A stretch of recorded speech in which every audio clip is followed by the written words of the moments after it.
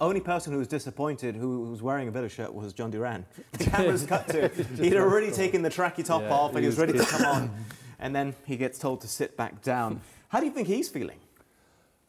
Look, it's one of those seasons that seems to be managed quite well. When he's come off, he's looked really lively and looked like he wants to be on that pitch. So look, I think he understands. He won't agree with it. I'm sure he thinks he should be playing, but you've got to understand your role in the team. Ollie Watkins is very established at Aston Villa, and John Duran, this is a breakthrough season for him, so he'll put the pressure on, but at the same time, if Watkins is scoring, he will play. The reason I'm asking is I saw a podcast with the great Tim Howard, a stalwart of the Premier League. I'm not sure if you saw this, but he said if he was dropped and a substitute goalkeeper, the reserve keeper, second choice keeper or third choice was playing, he hoped Everton would lose, or whichever team he was playing for, because he wanted to be between the sticks. I've never heard such honesty from a player like that, but for someone to say that, and obviously goalkeepers can only have one on at a time, but still, I was a bit taken aback, I have to be honest.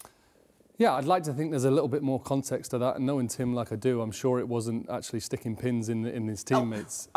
No, but he did want that position. He is the number one. Look, there's something deep down in your chest. You know you've got to be professional, you've got to be a team player, and you've got to accept that you're not going to get picked all the time.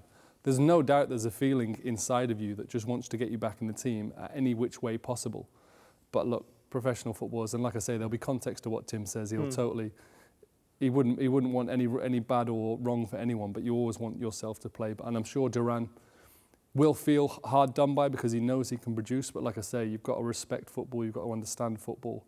And if you really broke it down to him and removed him from the situation and put someone else in and said, look, Ollie Watkins has done so well for Aston Villa, scored big goals, plays for his national team, you're a new striker and you've done very well when you've come on, but you've got to wait your turn and you've got to earn your turn.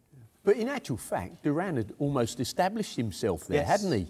And was the first choice ahead of Watkins. And then he gets himself sent off at Newcastle.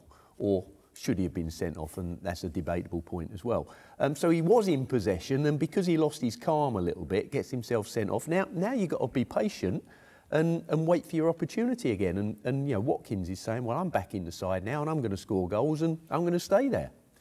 What about yourself? Did you ever wish that whoever came on for you started a match instead of you?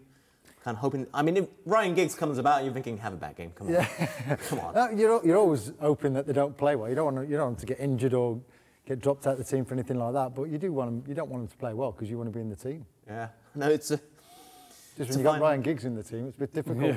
I think he proved his worth in the long run. Yeah.